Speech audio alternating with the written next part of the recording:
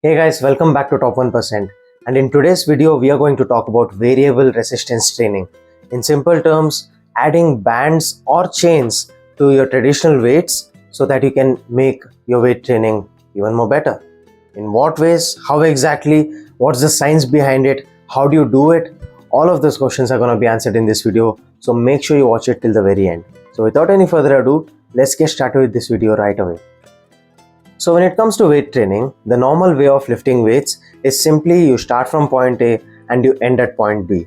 And the weight is going to be the exact same at both points, right? If you're lifting 50 kgs at the bottom of the range, it's 50 kgs. At the top, it is still 50 kgs. The only difference being is that at certain points throughout the range of motion, the weight might seem more easier because of better leverage, better mechanical advantage, and at certain points of the range of motion it might be more difficult where you're at a mechanical disadvantage, right? That just comes down to your body angles, positioning, and that's what makes a movement difficult or easy at a certain point. You want me to simplify it further? It's as simple as this. Let's say you're doing bicep curls, right? At the very bottom of the range, it's kinda easy. The starting part is easy. And then once you get to about 90 degrees, that's where it gets the most challenging. So this is where you're at the most mechanical disadvantage, right? The leverage is the least. And when you come more towards the top, it becomes dead easy at the top. So that is a simple example of how a weight might feel different at different parts of the range of motion despite lifting the exact same weight from point A to point B. Alright, I've rambled on long enough. Now let's talk about how we can vary that using variable resistance training. There's two ways of doing it. One is by adding chains. Chains might look scary, but the reality is that bands are a lot more menacing than chains. The reason being, bands have a very unpredictable way of adding resistance, right? So it's very chaotic. So what happens is the longer the band is, the more it's stretched out, the more resistance it offers.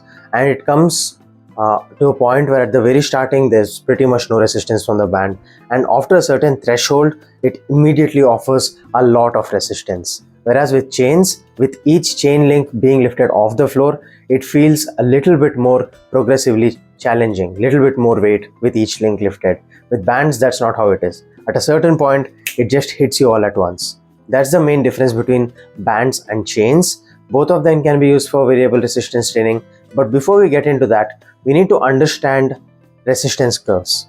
What is that? Let me tell you.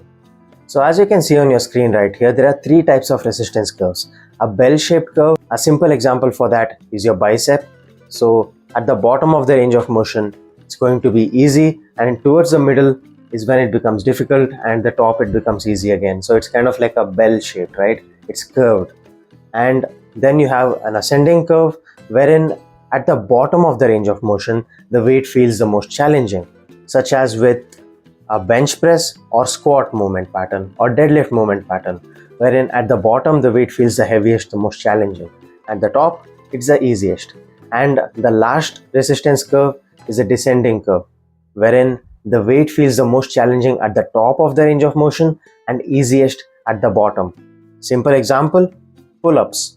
When you pull yourself all the way towards the top of the range of motion, it's difficult, and at the bottom, it's easy. So all these resistance curves have their own way of functioning, and using variable resistance training, you can make the difficult part of the range of motion easier and the easier part more difficult. In a way, you can kind of balance it out, hence changing the natural curve of a given movement pattern. So why is this useful? Let's say you're finding it difficult to come off the bottom of a squat movement, then you can use chains or bands to make the bottom of the range of motion a little bit easier by reducing the overall weight on the bar, but adding variable resistance such that it becomes easier at the bottom. And when you come up to the top, the weight is exactly the same as it would have been with a heavy barbell and plates, right? Wherein you have actually reduced the weight. The only reason it feels the same is because of the added weight of the chain or the band at the top, but reduced weight at the bottom. So here's how you accommodate for chain weight by reducing the barbell weight.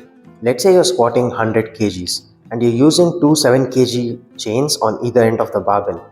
So you need to reduce the barbell weight from 100 kg to 86 kgs because the chains add for the remaining 14 kgs. So now in total you have 100 kgs of variable resistance. That's a very good way of enhancing your strength in a very specific part of a range of motion. So that can be utilized to overcome sticking points. So if you're weak at a specific point of a given lift, you can use variable resistance training to overcome that. Apart from that, it kind of helps you initiate the movement very fast. You can accelerate the bar very fast. So what happens is, let's say you're stuck at the bottom of the bench press, and because of using variable resistance at the bottom, it's the easiest. You can initiate the movement, initiate the push faster. And once you reach a certain point, all of the weight comes onto the bar. That's when it becomes challenging again. So using that added acceleration, added momentum, you can now push off a lot better. So it helps you improve your concentric force development towards the end range. That is kind of important for athletes in specific phases of their training.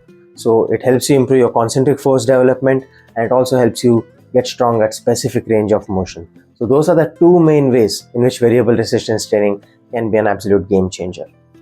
Now, variable resistance training sounds very interesting, and I told you exactly why you need to use it and how it's going to help you overcome a sticking block or overcome a plateau.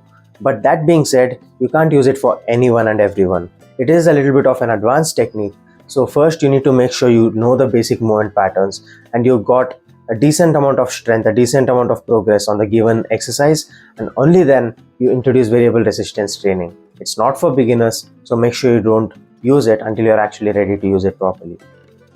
Now, I know this video was quite technical and a lot of people would have tuned out of this video because it's not something that you understand at first glance. You need to be interested in learning about this, and you need to be somebody that genuinely wants to educate themselves. So if you're watching this video until this point, I really appreciate you and hope this video was helpful for you. Now, that being said, you definitely want to check out this video because this is what I used to transform during the pandemic. When there were no gyms, I couldn't get out of the house, the entire world was basically shut down, and all I had access to were a couple of resistance bands and a bamboo stick. A bamboo stick, that's what I used to do my main compound lifts, and trust me, I got the best out of what I could, and it was a damn good transformation. You want to learn how to do it the right way? Watch this video.